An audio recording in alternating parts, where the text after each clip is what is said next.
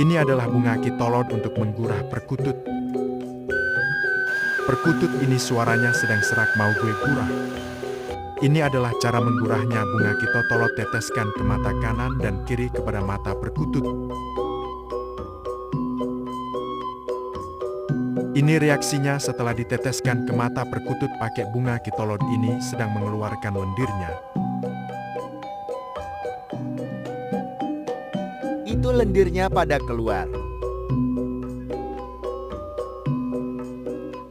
Ini hasil gurahnya. Lendirnya pada keluar.